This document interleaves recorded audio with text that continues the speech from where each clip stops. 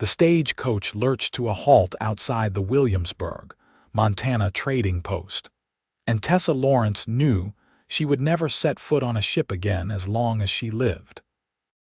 3 weeks aboard a steamer from Boston to San Francisco had been torment enough, but the final leg by wagon through the Rocky Montana territory had jarred every bone in her already weakened body. Her stomach still rolled with phantom waves, and her legs felt like they belonged to someone else entirely. At 21 years old, she had crossed half a continent to marry a man she had never met, and now she could barely stand upright to greet him.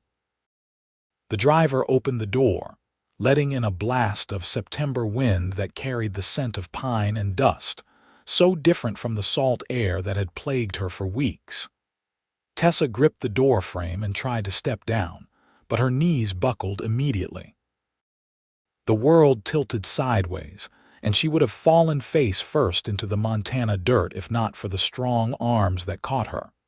"Easy there, miss," a deep voice said near her ear. Tessa found herself looking up into the most striking pair of blue eyes she had ever seen. The man holding her wore a dusty brown hat, a weather-beaten leather vest over a faded blue shirt, and had the kind of sun-bronzed face that spoke of years spent outdoors. He was young, perhaps 25, with a strong jaw covered in a few days' worth of stubble. "I have you," he said, his voice steady and calm. "You are all right." But Tessa was not all right. The ground beneath her seemed to pitch and roll like the deck of the ship she had finally escaped. Her stomach lurched, and she pressed a hand to her mouth, mortified. "I am sorry," she managed to whisper. "I am so sorry. The voyage. Zachariah Burton, what in blazes are you doing with my bride?" The sharp voice cut through Tessa's fog of misery. She turned her head to see a portly man with a red face and thinning hair stomping toward them. He looked nothing like the daegria type he had sent her, which must have been taken at least 15 years and 40 pounds ago. "Your bride?" The man holding Tessa, Zachariah, sounded surprised. "This is Miss Lawrence." "That is what I just said, is it not? Put her down." "Martha is already spreading rumors, seeing you hold her like that." Tessa felt Zachariah's arms tense around her. "Sir, Miss Lawrence can barely stand. She needs medical attention or at least a place to rest. She needs to pull herself together and remember her duty. I paid good money for her passage, and I expect a wife who can at least walk on her own 2 feet." The words hit Tessa like cold water. The man she had traveled all this way to marry, Gerald Porter, was speaking about her as though she were livestock he had purchased. She had known this was a business arrangement, of course. After her father's death left her penniless and her mother already 3 years in the grave, a mail-order marriage had seemed like her only option, but she had hoped for at least a modicum of kindness. "Please," Tessa said, trying again to stand on her own. Her pride demanded she not be a burden, even if her body refused to cooperate. "I just need a moment to." Her vision swam, and she sagged against Zachariah's chest once more. From somewhere far away, she heard him say something sharp to Gerald, but the words blurred together.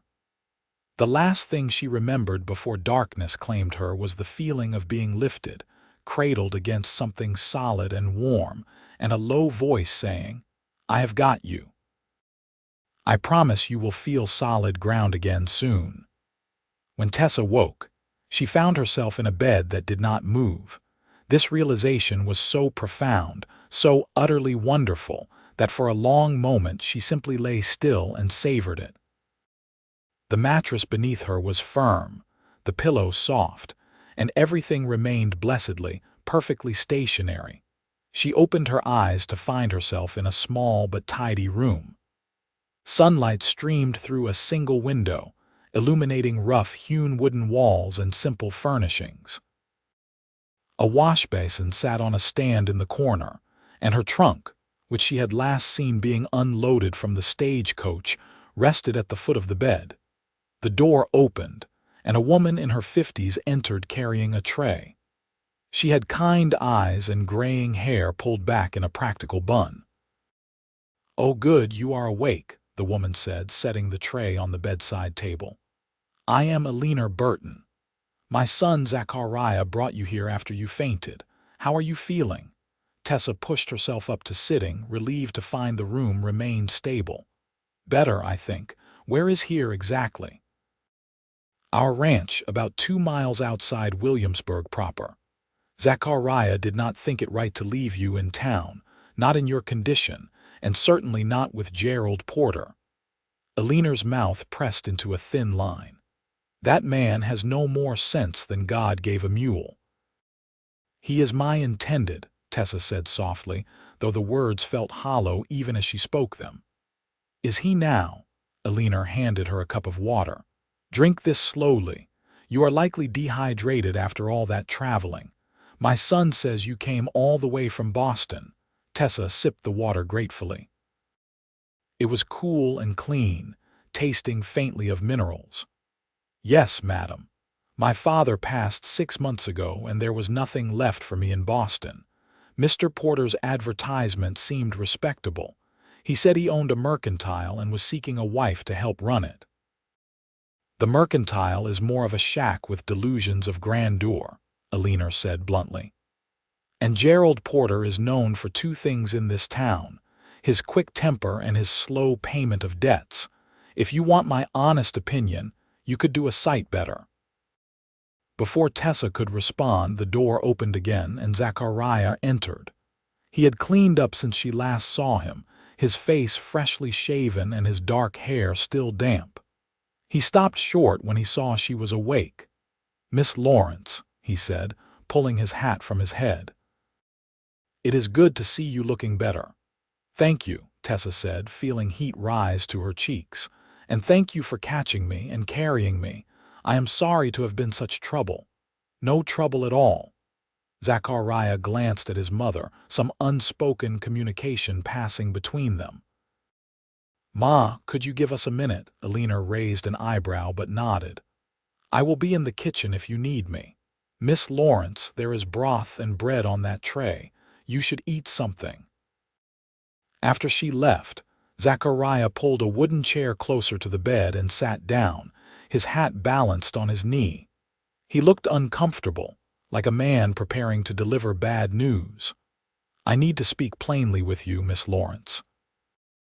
I know we have only just met, but I cannot in good conscience take you back to Gerald Porter without saying my piece first."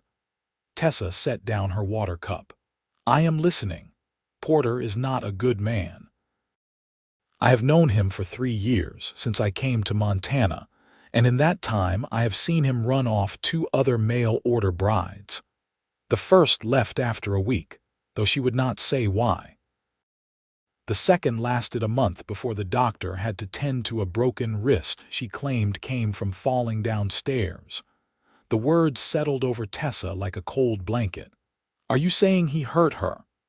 "I am saying his house has no stairs," Zachariah said quietly. "Look, I know you came all this way and you must have made promises, but a promise made in ignorance is not binding. You have options." "Do I?" Tessa heard the bitterness in her own voice. "I have $17 to my name, no family and no prospects. Mr. Porter paid for my passage. I am obligated to him. The passage cost $40. I will give you $40 right now if it means you do not have to marry that man." Tessa stared at him. "Why would you do that? You do not know me." Zachariah met her eyes, and she saw nothing but sincerity in his gaze. "Because it is the right thing to do. Because I watched you step off that stagecoach looking like a strong wind could blow you over, and I watched Porter speak to you like you were property he was already regretting purchasing. Because my pa raised me to believe that a man's character is measured by how he treats those who have no power to fight back. Your father sounds like a good man. He was. He died 2 years ago, left this ranch to me and Ma." Zachariah leaned forward, his expression earnest. "Look, I am not asking anything from you. I am just saying you have choices. You could stay here for a few days, get your strength back, and then decide what you want to do. My mother would be glad of the company. We have a spare room, obviously, and we could use help around the ranch if you are willing to work for your keep while you figure things out. It was too generous, too kind. Tessa had learned long ago that when something seemed too good to be true, it usually was. What do you get out of this arrangement? Peace of mind, Zachariah said simply. And maybe some decent cooking. Ma is wonderful at many things, but her biscuits could be used as ammunition. Despite everything, Tessa felt a smile tug at her lips. And what will Mr. Porter say about this? I will handle Porter. He will bluster and threaten, but ultimately he is a coward. If you want to be released from your obligation to him, I will make it happen. Tessa looked down at her hands, folded in her lap. They were rough from the years of work she had done after her father's printing business failed, taking in laundry and mending to keep food on the table. She had scrubbed and sewn and scraped by, always hoping for something better. When Gerald Porter's advertisement had appeared in the Boston newspaper, it had seemed like an answer to prayer. A new start, a partnership, a chance at the family she had always wanted. But if what Zachariah said was true, Gerald Porter would only bring her more hardship. And this man, this stranger with kind eyes and calloused hands, was offering her something she had not had in years, a choice.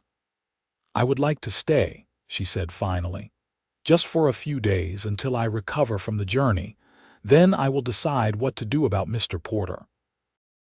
Relief washed over Zachariah's face. That is good. That is real good. I will ride into town tomorrow and speak to him. Please be careful. I do not want you to get into trouble on my account. I can handle myself. Zachariah stood, settling his hat back on his head. You rest now. Ma will bring you supper later. If you need anything, just holler. We are right down the hall. After he left, Tessa lay back against the pillows and stared at the ceiling. Everything felt surreal, like she had stepped off the stagecoach and into some alternate version of her life. She had come to Montana expecting duty, obligation, and perhaps companionship if she was lucky. She had not expected kindness from a stranger or the strange flutter in her chest when Zachariah Burton looked at her with those steady blue eyes. She ate the broth and bread Alina had left, surprised by how hungry she was. Her stomach, after weeks of rebellion, finally seemed willing to accept food again. The simple meal was the most delicious thing she had tasted in ages. That night, she slept deeply and dreamlessly, waking only once to verify that yes, the bed was still wonderfully, perfectly still. The next morning, Alina knocked softly and entered with a dress draped over her arm. I thought you might like to get out of those traveling clothes. This was mine when I was younger. We are about the same height, though I had more meat on my bones back then. The dress was simple but well made, a soft gray cotton with practical buttons up the front. After Alina left, Tessa washed using the basin and pitcher of warm water that had been thoughtfully provided, then dressed. The clothes fit reasonably well, and for the first time since leaving Boston, she felt almost human again. She emerged from the bedroom to find herself in a cozy house that spoke of care and hard work. The main room served as kitchen and living space, with a large stone fireplace at one end and a sturdy table at the other. Everything was neat but lived in, comfortable without being fancy. Alina was at the stove frying eggs and bacon. Good morning, you have some color back in your cheeks. Sit down, breakfast is almost ready. Tessa sat at the table feeling awkward. I should help. You should rest. Tomorrow you can help. Today you are still recovering. Alina slid a plate in front of her loaded with more food than Tessa had seen in one sitting in months. Eat up. Zachariah left for town at first light to speak with Porter. He should be back by noon. I hope there will not be trouble. There is always trouble where Gerald Porter is concerned. But Zachariah can handle him. My son is young, but he is no fool, and he has more integrity in his little finger than Porter has in his whole body. Tessa ate slowly, savoring each bite. The food was simple but good, and her stomach accepted it gratefully. Through the window, she could see rolling hills covered in golden grass, mountains purple in the distance. The ranch itself consisted of the main house, a barn, a corral with several horses, and what looked like a chicken coop. It was modest but well-maintained, the kind of place built by people who cared about their home. "How long have you lived here?" Tessa asked. "We came to Montana Territory 5 years ago when Zachariah was 20. My husband James had always dreamed of having his own ranch, and we had saved enough to make it happen. It was hard work, building this place from nothing, but we were happy." Alina's expression softened with memory. "James always said Montana got into your blood, made you part of the land itself." He was right about that. Zachariah mentioned his father passed. "I am sorry for your loss." "Thank you, dear. It was a riding accident, quick and painless, which is the best we could hope for, I suppose. James would have hated to linger." Alina poured coffee into 2 cups, setting one in front of Tessa. Zachariah took it hard, but it made him grow up fast. "He runs this ranch as well as his father did, maybe better. He has a good head on his shoulders and a good heart. Any woman would be lucky to have him." The last sentence hung in the air with obvious intention. Tessa felt heat rise to her face. "Mrs. Burton, I am not saying anything," Alina said, but her eyes twinkled. "Just making an observation. You drink your coffee now before it gets cold." Zachariah returned just before noon, riding a handsome bay horse. Tessa, who had been helping Alina snap green beans despite the older woman's protests, watched through the window as he dismounted and unsaddled his horse with practiced efficiency. There was something graceful about the way he moved, economical and sure. He came in a few minutes later, pulling off his gloves. "Well, it is done." "How did Porter take it?" Alina asked. "About as well as expected. He blustered and threatened to sue, but when I reminded him that he had no contract except a verbal agreement with Miss Lawrence, and that she was under no legal obligation to marry him, he backed down. Then he tried to demand compensation for her passage. I gave him $50 and told him to consider himself fortunate I did not spread word about what really happened to Alice Brennan's wrist." "You gave him more than the passage cost," Tessa protested. "I wanted him to have no grounds for complaint." "Far as Gerald Porter is concerned, you are free and clear." Zachariah looked at her directly. "You do not owe him anything now." The weight that had been pressing on Tessa's shoulders since she first saw Gerald Porter lifted slightly. "Thank you. I will pay you back every cent. No hurry on that. Now, if you ladies will excuse me, I need to check on the fence line in the south pasture. One of the posts was looking wobbly yesterday." After he left, Alina shook her head fondly. "That boy always has to be fixing something." Over the next few days, Tessa settled into life at the Burton Ranch. She insisted on helping despite Alina's protests, and soon found herself falling into a rhythm of chores. She gathered eggs, helped prepare meals, tended the small vegetable garden, and learned to milk the cow Alina kept for fresh dairy. The work was hard but satisfying, so different from the genteel poverty she had endured in Boston, where maintaining appearances mattered more than getting things done. Zachariah was around the ranch during the day, always busy with some task or another. He was patient when Tessa asked questions about ranch life, explaining things without condescension. She learned that he ran about 50 head of cattle, had 3 horses including his bay gelding Copper, and supplemented the ranch income by breaking horses for other settlers in the area. "There is always someone who needs a horse trained," he explained one afternoon as Tessa watched him work with a young mare in the corral. "And I enjoy it. Each horse is different like people. You have to figure out what they need, earn their trust. How did you learn?" "My pa taught me the basics, but mostly it was practice. You spend enough time with horses, you start to understand how they think." He stroked the mare's neck and she nickered softly. "This one is going to be good. She is smart, just nervous. Someone treated her rough before her owner bought her. I am teaching her that not all humans are cruel." Tessa leaned on the fence rail, fascinated. In Boston, horses had been utilitarian creatures, pulling carriages and wagons. She had never thought of them as individuals with their own personalities and fears. Watching Zachariah work, she saw a gentleness that contrasted with his rough cowboy exterior. He never raised his voice, never used force, just patience and quiet persistence until the mare did what he asked. "You are good at this," she said. He glanced at her and she caught something in his expression, gone too quickly to identify. "Thank you. I find it easier to work with animals than people sometimes. Animals are honest about what they feel." As the days passed, Tessa found herself watching Zachariah more often than she probably should.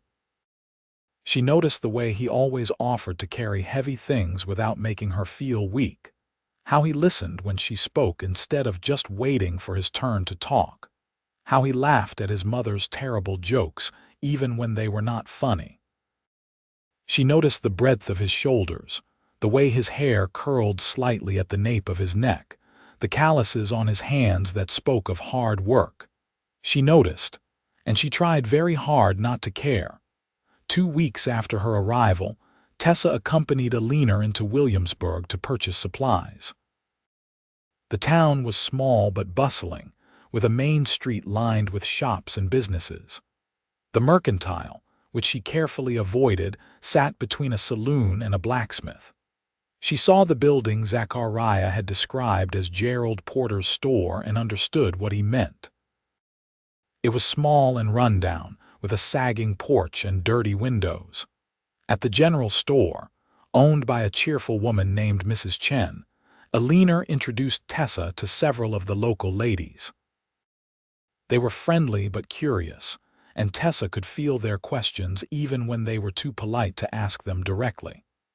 What was a Boston lady doing at the Burton Ranch? What had happened with Gerald Porter? Were she and Zachariah courting? "Do not mind them," Alina said as they loaded their purchases into the wagon. "Small town, not much to talk about. You are the most exciting thing to happen since the Wilson boy got his head stuck in a bucket." Tessa laughed despite herself. "How did he manage that?" "No one knows, and he is not telling. But it took 3 hours and a lot of bacon grease to get it off." On the ride back to the ranch, Alina was quiet for a while before speaking. "Can I ask you something personal, dear?" "Of course." "What are you planning to do? I am not rushing you, mind." "You are welcome to stay as long as you like, but I know you must be thinking about your future."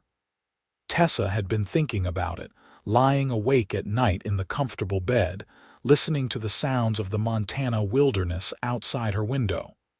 "I do not know," she admitted.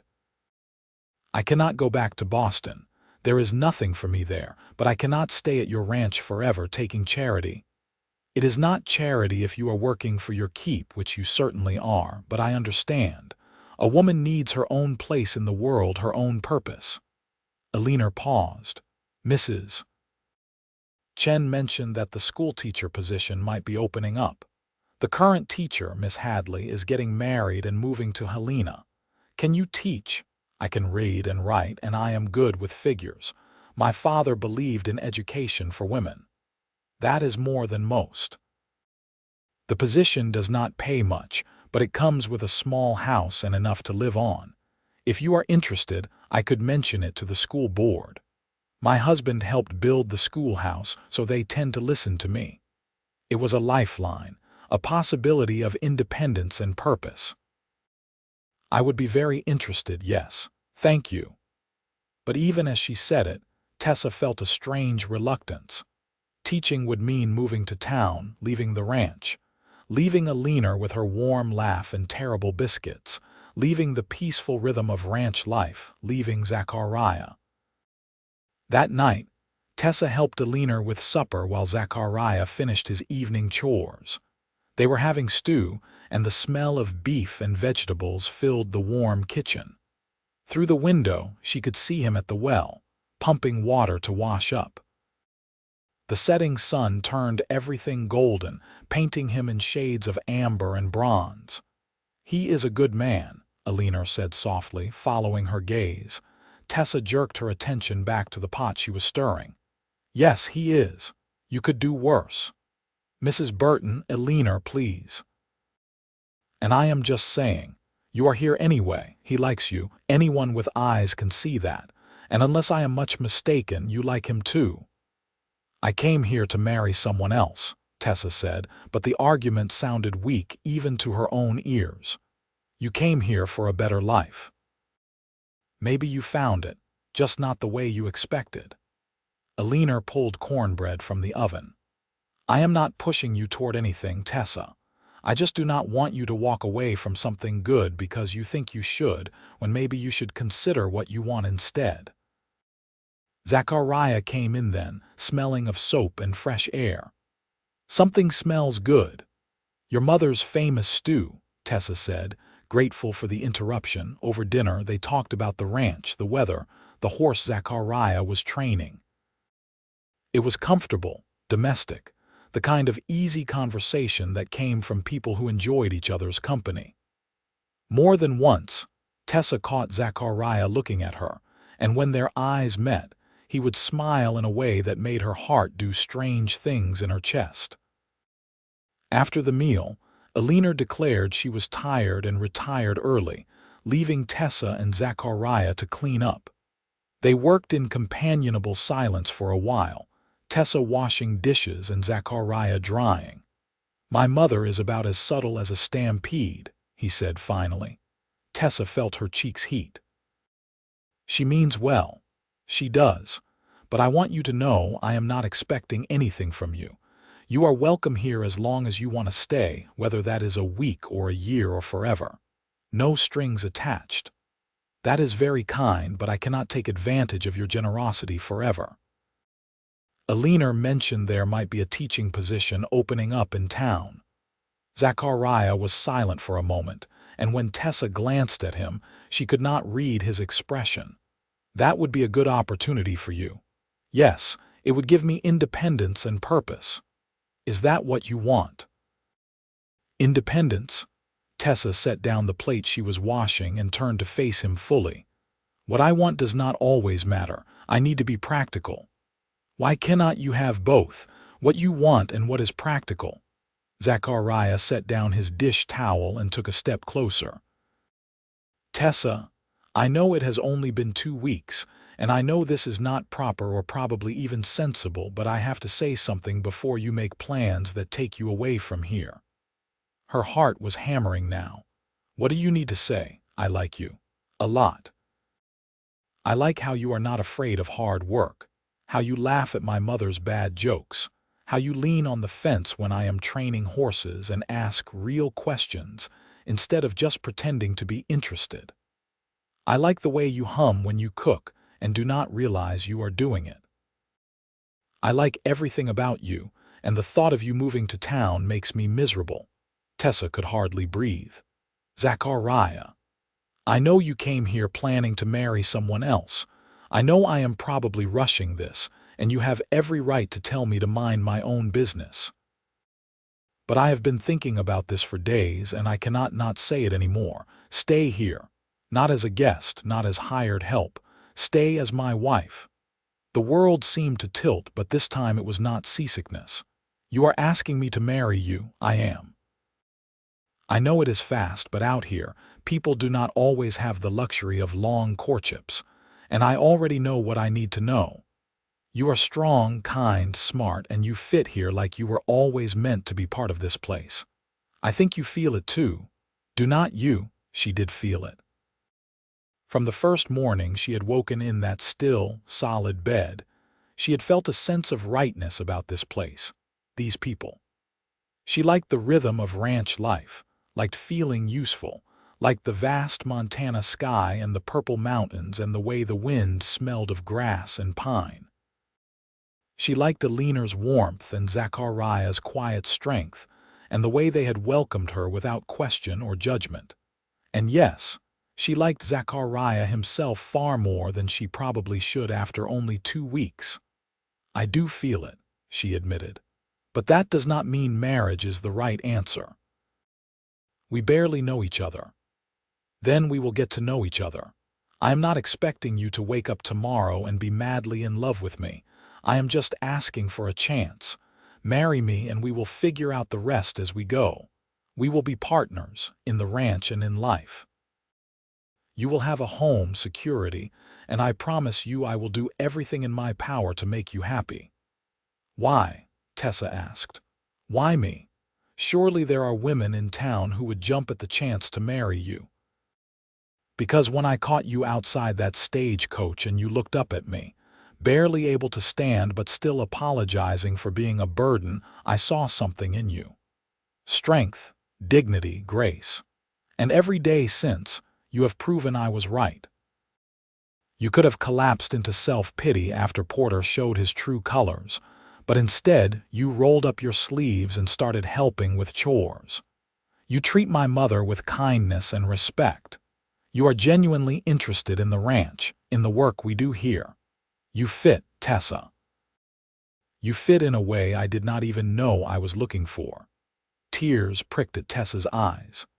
After months of feeling lost and alone, of scrambling just to survive, here was someone offering her everything she had hoped for when she left Boston. Not just security or a roof over her head, but a true partnership with a good man. Can I think about it? She asked softly. Not for long, I just need a little time to be sure. Take all the time you need. Zachariah reached out and gently tucked a loose strand of hair behind her ear, his calloused fingers impossibly gentle against her skin. But while you are thinking, remember this. He leaned in slowly, giving her time to pull away if she wanted. She did not want to.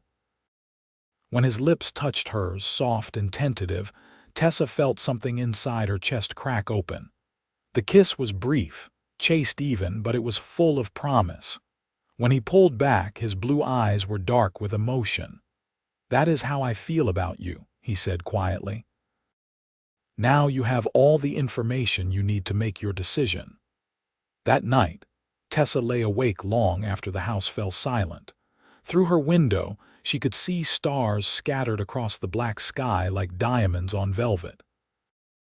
They did not have stars like this in Boston, or if they did, she had never noticed them.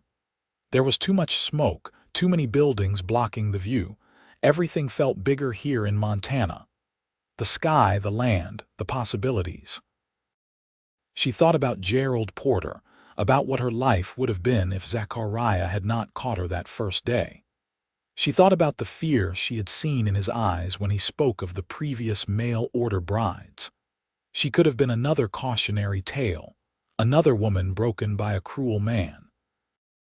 Instead, she was lying in a comfortable bed, her stomach full, her body strong again, thinking about a kind man with blue eyes who trained horses and made her laugh and kissed like he was afraid she might vanish if he held on too tight. The answer, she realized, was not something she needed to think about at all. She had known it for days, maybe from the first moment Zachariah had caught her. She had just been too afraid to admit it to herself. In the morning, she found him in the barn, mucking out stalls.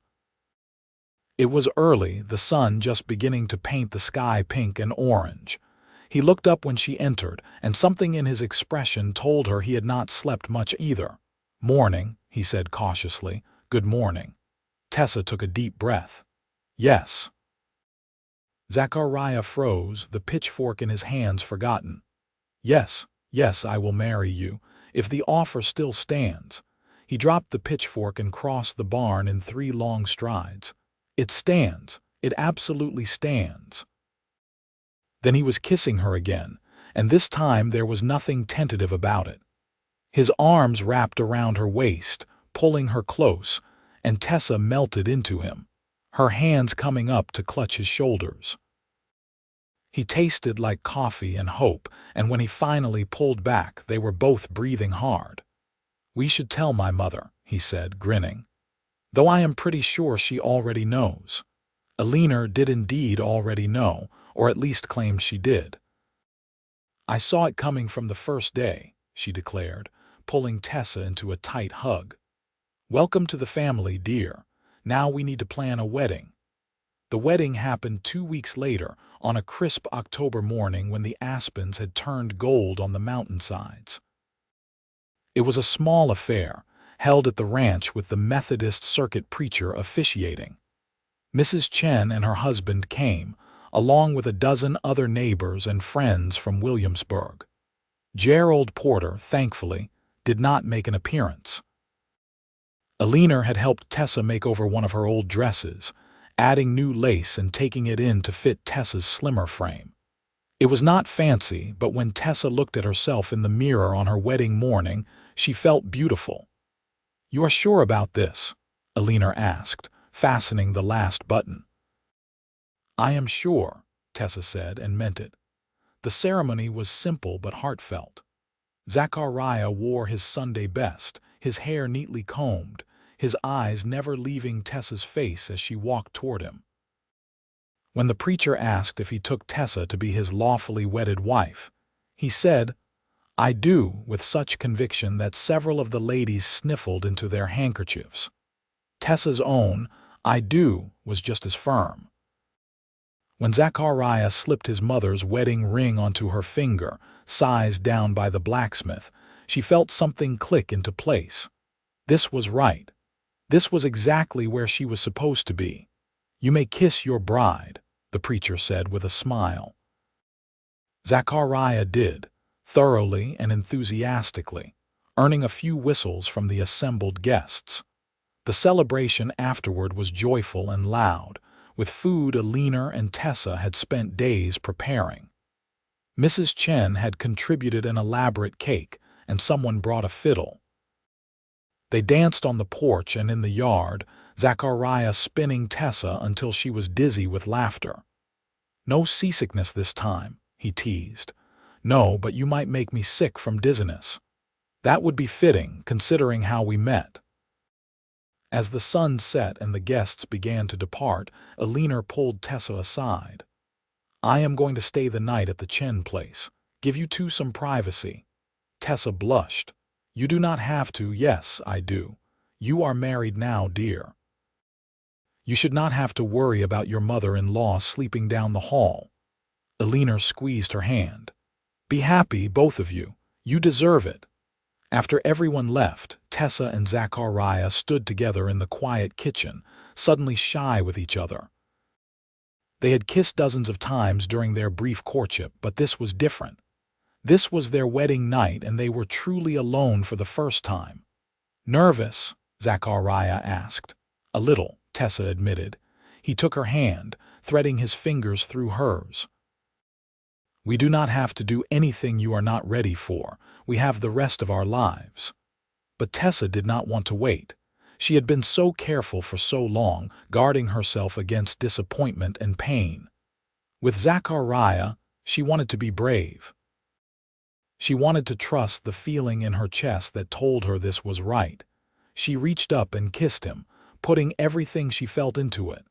Surprise, gratitude, affection, desire. He responded immediately, his arms coming around her, and when he lifted her and carried her toward the bedroom, she laughed against his mouth. "You have a habit of carrying me," she said. "I carried you to safety that first day. Tonight I am carrying you to the rest of our lives." That is terribly romantic. I am a terribly romantic fellow. Their wedding night was tender and passionate, full of whispered words and gentle touches.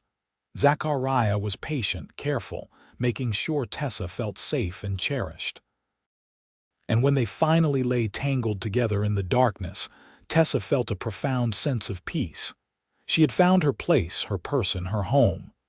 "I promised you solid ground that first day," Zachariah murmured against her hair. "Did I deliver?" Tessa pressed a kiss to his chest, right over his heart. "You delivered everything." The first months of marriage were an adjustment.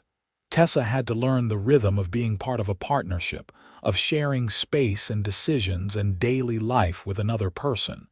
But with Zachariah, it felt natural. They worked together easily, whether they were mending fences or preparing meals, or lying in bed talking about their dreams for the future. Elena moved into the smaller cabin on the property that had been used for storage, declaring that newly married couples needed their space. But she was still a presence in their lives, coming to the main house most days to help with chores and share meals. Tessa was grateful for her company and her wisdom. Winter came hard and early that year, blanketing the ranch in snow by November. Tessa learned what it meant to be isolated, to go weeks without seeing anyone outside the ranch. But she did not mind. There was something cozy about being snowed in with Zachariah, sitting by the fire in the evenings while he read agricultural reports and she mended clothes. "You miss Boston?" he asked one night. Tessa looked up from her sewing, considering. "I miss some things. The library, the concerts. But mostly I am grateful I left.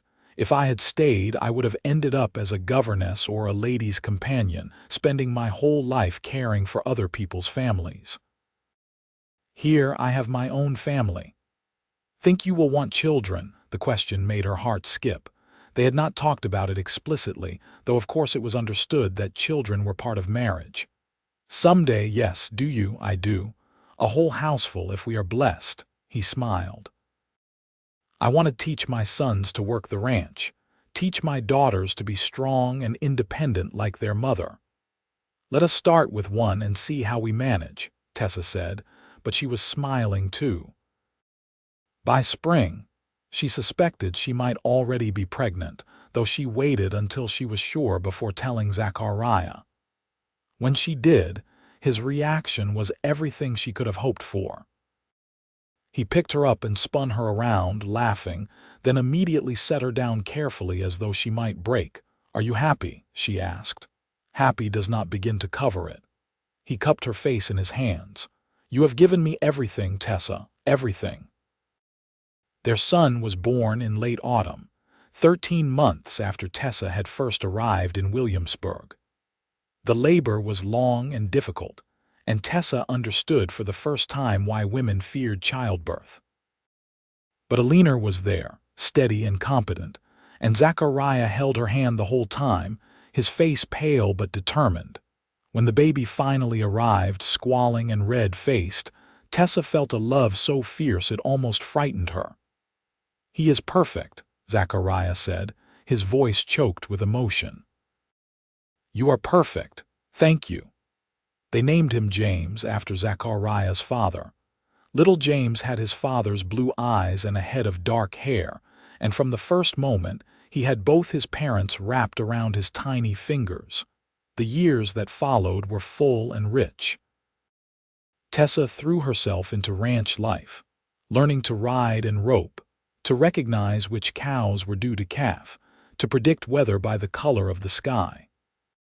She kept a vegetable garden that became the envy of the county, started a small flock of chickens that provided eggs for barter, and discovered she had a knack for keeping the ranch accounts.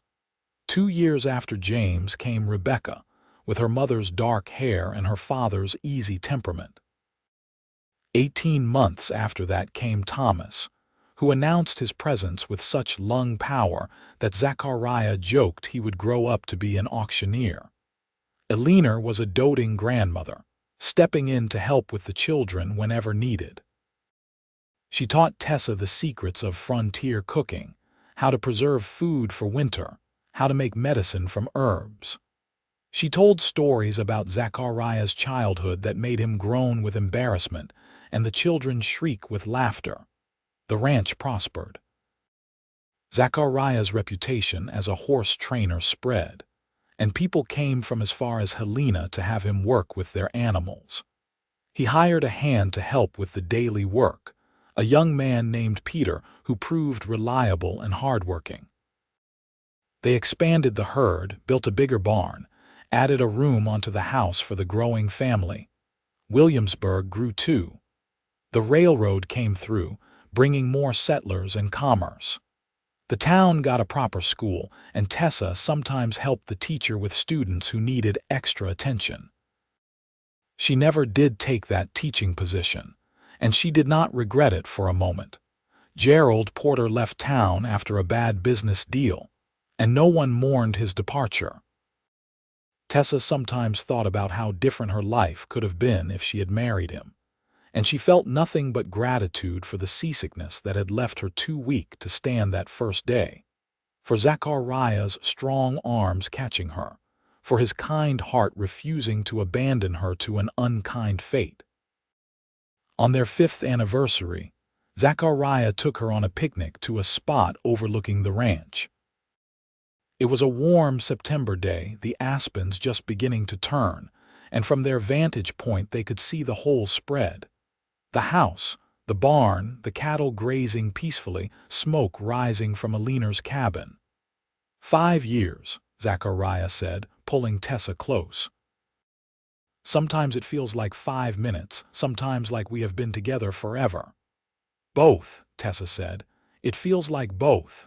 Do you ever regret it? Marrying so quickly, staying here instead of teaching or doing something else? Tessa turned to face him fully. Never, not for a single moment. You gave me everything I dreamed of and so much more I did not even know to dream about. A home, a family, a purpose. Love. I loved you from the first moment I caught you, Zachariah admitted. I know that sounds crazy, but it is true. You looked up at me with those eyes, so determined to be strong even though you were barely conscious, and something in my chest just clicked. This one, I thought. This is the one I have been waiting for. You never told me that. I did not want to scare you off. You already thought I was too forward, proposing after 2 weeks. You were too forward, but you were also right. Tessa kissed him, long and sweet. We were right. This was always meant to be.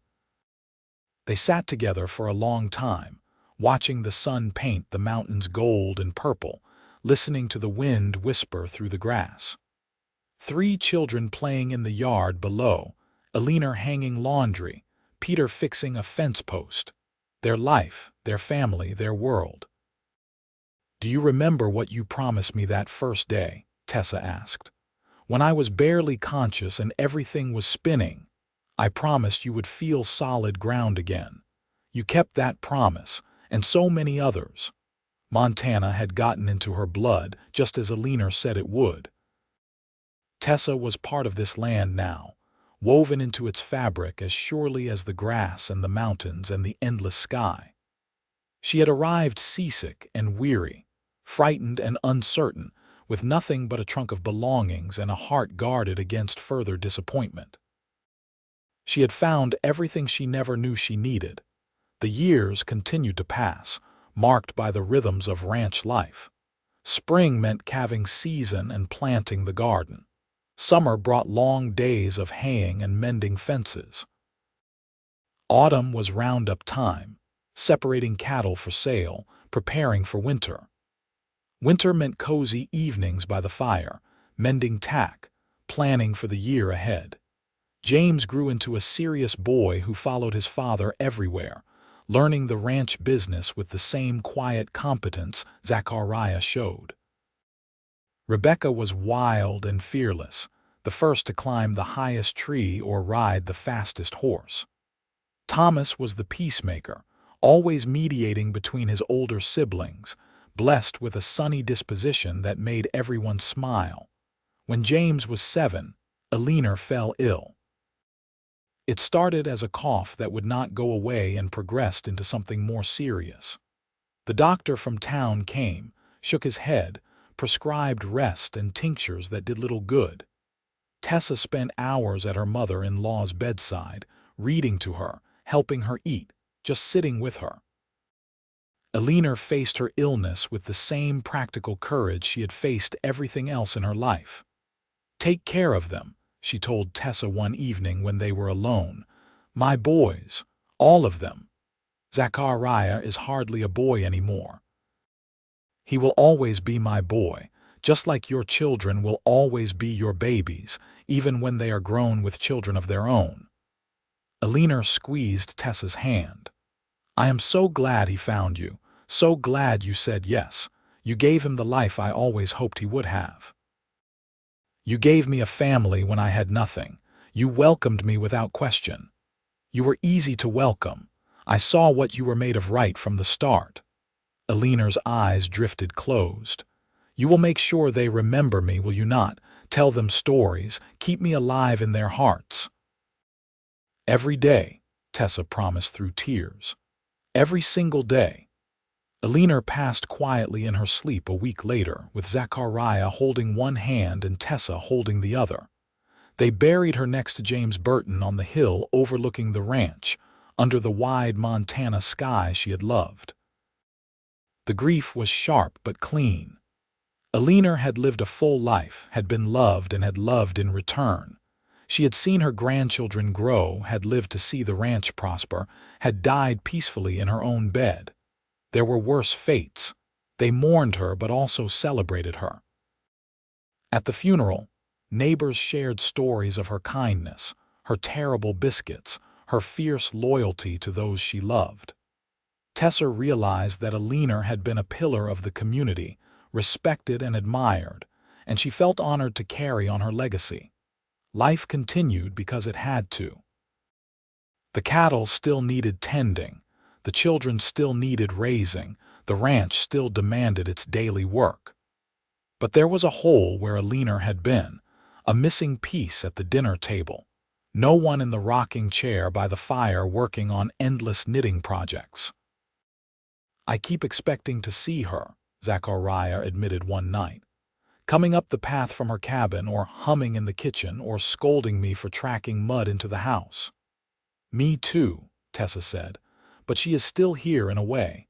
Every time Rebecca shows that stubborn streak, that is Elinor. Every time I make stew the way she taught me, she is in the kitchen with us. Every time we look at this ranch and feel proud of what we have built, she is here because she helped build it." More years passed. Montana became a state in 1889, and Williamsburg celebrated with a festival that lasted 3 days. James turned 13 and started looking at the neighbor's daughter Sarah with new interest. Rebecca announced she wanted to be a horse trainer like her father. Thomas discovered a love of books and spent hours reading everything he could get his hands on. Tessa was 35 now, Zachariah 39. They were no longer young, but they were happy. The ranch had grown into one of the most successful in the county. They had weathered harsh winters and dry summers, cattle prices that dropped and predators that threatened the herd. They had survived and thrived. One evening in June, with the sunset turning everything golden, Zachariah found Tessa in the garden. She was pulling weeds, her hands dirty, her hair escaping its pins. He watched her for a moment, this woman who had transformed his life, who had arrived seasick and weary and become the strongest person he knew. "What are you thinking about?" she asked, noticing him. "That I am the luckiest man in Montana, maybe in the whole country." Tessa stood, brushing dirt from her skirts. "Why is that?" "Because I caught you when you fell, and you let me keep catching you every day since." He pulled her close, not caring about the dirt. "Because you chose me, chose this life, and never looked back. It was not a hard choice. You made it easy. I love you. I do not say it enough, but I do. I love you more every year. I love you too, and you say it plenty." They stood together in the garden, surrounded by growing things, while their children played in the yard and the sun painted the mountains purple. This was the life Tessa had dreamed of during those dark months in Boston, the life she had hoped to find when she boarded the ship for San Francisco. She had pictured something vaguer then, shapeless. A place to belong, someone to care about her, work that mattered. She had found all that and more. She had found a partner who respected her, children who filled her days with joy and chaos, a community that valued her contributions. She had found a home in the truest sense, not just a building but a place where her heart belonged. The stagecoach that brought her to Williamsburg had been the last leg of a journey that started with her father's death. She had been running from loss, from poverty, from a future that offered nothing but more struggle. She had been desperate and frightened, willing to marry a stranger just to survive. Instead, she had found love. Real love, the kind that grew stronger with time instead of fading. The kind that weathered storms and celebrated joys. The kind that was built on friendship and respect and shared work, on knowing someone completely and choosing them anyway. Zachariah had promised her solid ground that first day, when the world was spinning and she could barely stand. He had delivered on that promise, and on so many others she had not even known to hope for. And Tessa, in turn, had given him her heart, her loyalty, her whole self. She had taken the ruins of her old life and built something beautiful from them. As the stars began to appear in the darkening sky, the same stars that had amazed her that first night, Tessa leaned into her husband's warmth and felt profound gratitude. For the seasickness that had left her vulnerable, for the kind stranger who had caught her, for the choice she had made to stay. For every single day of the life they had built together, years continued their steady march. James married Sarah when he was 19, and they built a small house on the ranch property. He took over more of the daily operations, giving Zachariah time to focus on horse training. Their first child, a daughter they named Eleanor, arrived the following spring. Rebecca proved to have her father's gift with horses, maybe even more so. By the time she was 16, people were specifically requesting that she train their animals. She was patient and intuitive, able to gentle even the most skittish horse. Zachariah watched her with obvious pride, this daughter who had inherited his passion. Thomas surprised everyone by deciding to become a teacher. He moved to Helena to attend normal school, writing long letters home about his studies and the books he was reading. Tessa read those letters over and over, thrilled that her son had found his calling. The ranch continued to prosper. They expanded into new ventures, raising sheep for wool, keeping bees for honey. Tessa's garden grew into a small orchard, providing apples and cherries that she preserved for winter and sold in town. Williamsburg itself had transformed. The main street was now lined with substantial buildings built of brick and stone rather than rough wood. Electric lights arrived in 1895, though the ranch would not have electricity for another decade. An automobile appeared in town in 1903, causing quite a sensation. Tessa and Zachariah watched these changes with interest, but did not rush to embrace them. The old ways still worked fine for them. They still lit their house with kerosene lamps, still traveled by horse and wagon, still relied on the rhythms of nature and the seasons. On their 20th anniversary, their children threw them a party at the ranch. It seemed like half the county showed up. There was food and music and dancing, and speech after speech about what the Burtons had contributed to the community. Zachariah was embarrassed by the attention, but Tessa could see he was pleased. Late in the evening, when most of the guests had left and the family was sitting around the fire pit in the yard, James stood up with a glass of cider. "I want to say something," he announced. "Ma, Pa, watching the two of you all these years taught me what marriage should look like. Partnership, respect, love. When I found Sarah, I knew she was right because being with her felt like what you two have. Easy and right and worth fighting for." He raised his glass. "To Ma and Pa. Thank you for showing us how it is done." "Here, here," the others chorused. Tessa felt tears prick her eyes. Of all the things she had accomplished in her life, raising good children who had grown into good adults felt like the most important. That night, lying in bed next to Zechariah, she thought about the girl who had stepped off the stagecoach 20 years ago. That Tessa had been broken down by circumstances, desperate and frightened, willing to accept whatever life offered just to survive. This Tessa was strong, confident, surrounded by love. She had helped build something lasting and real. She had survived and thrived in ways that girl could never have imagined. "What are you thinking about?" Zechariah asked in the darkness. "How far we have come, how much has changed." "Are you happy? Happier than I ever dreamed possible. You, every single day," he pulled her closer. "Thank you for saying yes all those years ago, for taking a chance on me. Thank you for asking, for catching me when I fell."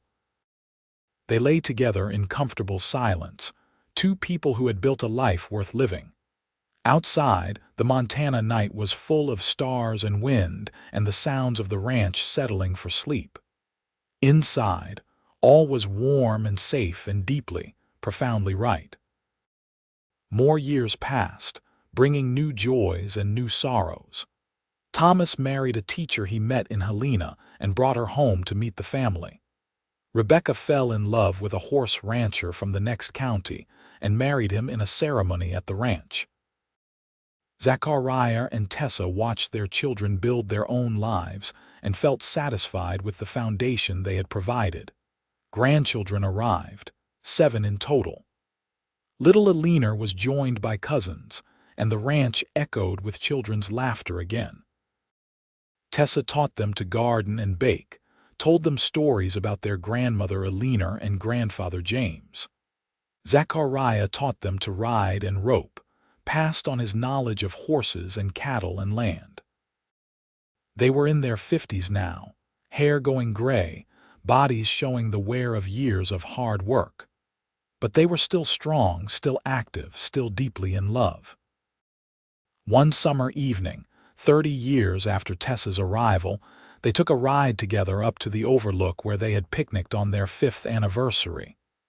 It was the same view, but so much had changed. The ranch was bigger now, more buildings, more cattle. The town in the distance had grown too, spreading out from its original main street. 30 years, Zechariah said, shaking his head. Where did the time go? Into every fence post and every meal, every child raised and every cow tended, into building this life. Do you remember that first day? When you could barely stand and I carried you into the house. I remember thinking you had the kindest eyes I had ever seen, and I remember being terrified but also feeling safe for the first time in months. I was terrified too, Zechariah admitted. I took one look at you and knew my whole life was about to change. I was not wrong. Good change or bad, he laughed. The best change. Tessa, these 30 years with you have been the best years of my life. Every single day, even the hard ones, has been better because you were beside me. That is how I feel too. We got lucky, did we not, finding each other the way we did? I do not think it was luck. I think it was meant to be. You were meant to get on that stagecoach, meant to arrive when you did, meant to be too sick to stand, and I was meant to catch you. All of it led to this. Tessa leaned against him, watching the sun set over their land, their life, their legacy. 30 years ago she had been a desperate woman fleeing a hopeless situation. Now she was prosperous, loved, content. I am glad you caught me, she said softly. I am glad I was there to catch you. And I promise I will keep catching you for as long as we both have. They sat together until the stars came out, the same stars that had witnessed the beginning of their story. Then they rode back to the ranch, to the house they had built together, to the life they had created. The years kept coming, as years do. Zechariah's dark hair turned silver, then white. Tessa's hands developed arthritis that made detailed work difficult. They slowed down, gradually turning more of the ranch operations over to James while still remaining involved. They celebrated 40 years of marriage surrounded by children and grandchildren. Then 45. Then 50. Zachariah died peacefully at 74, sitting in his favorite chair with Tessa beside him. One moment he was there, squeezing her hand, and the next he was gone. The doctor said it was his heart, worn out after a long and productive life. They buried him next to his parents on the hill, and Tessa stood at the grave thinking about all the years they had shared. 50 years of partnership, of love, of building something lasting. She was grateful for every single day, even as she grieved the days they would not have. She lived another 5 years, spending time with her children and grandchildren, watching the ranch continue to prosper under James's management. Rebecca had become one of the most sought-after horse trainers in Montana. Thomas had become principal of a school in Helena. All 3 children were happy and successful, raising good families of their own. On a warm September evening, 70 years old, and surrounded by 3 generations of the family she and Zachariah had created, Tessa felt profoundly content. She had lived a good life, a full life, so different from the constrained existence she might have had in Boston. That night, lying in the bed she had shared with Zachariah for 50 years, Tessa thought about that first day. The stagecoach lurching to a stop, her legs giving out, strong arms catching her. The promise of solid ground. She had found solid ground and so much more. She had found home. When her children found her the next morning, she was smiling, peaceful. They buried her next to Zachariah under the big Montana sky, and the whole county came to pay respects. People spoke of her kindness, her strength, her contributions to the community. They spoke of the love story that had begun when a Seasick mail-order bride met a cowboy with a good heart. The ranch continued, passed down through the generations. James's children ran it after him, then his grandchildren. The original house was expanded and modernized but never demolished. Future generations of Burtons would grow up hearing the story of how it all started, of great-great-grandmother Tessa who came from Boston, and great-great-grandfather Zachariah who caught her when she fell. It became family legend, the kind of story told at gatherings and passed down through the years. The mail-order bride who arrived seasick and weary, and the cowboy who carried her to bed and promised solid ground. The chance meeting that became a great love story, the desperate gamble that became a legacy in the end. It was a story about courage and kindness, about taking chances and building something real. About a woman who traveled across the country seeking a better life and found more than she ever dreamed possible. About a man who saw someone in need and offered help without expecting anything in return, only to receive everything. It was a story about love, the kind that lasts and grows and becomes something bigger than the 2 people who started it. The kind that echoes through generations, shaping lives not yet lived. And it all began with a promise, made on a dusty Montana afternoon to a woman too weak to stand. Solid ground, and the chance to start over. That promise had been kept in every way that mattered. Tessa had found her solid ground, and she had stood on it beside Zachariah for 50 beautiful years, building a life and a love that would outlast them both. The ranch still stands today, a testament to what 2 people can create when they choose each other, when they work together, when they refuse to give up. The land remembers them, the wind whispers their names, and the mountains stand witness to a love story that began with the simplest of gestures. A stranger catching someone who fell and choosing to hold on.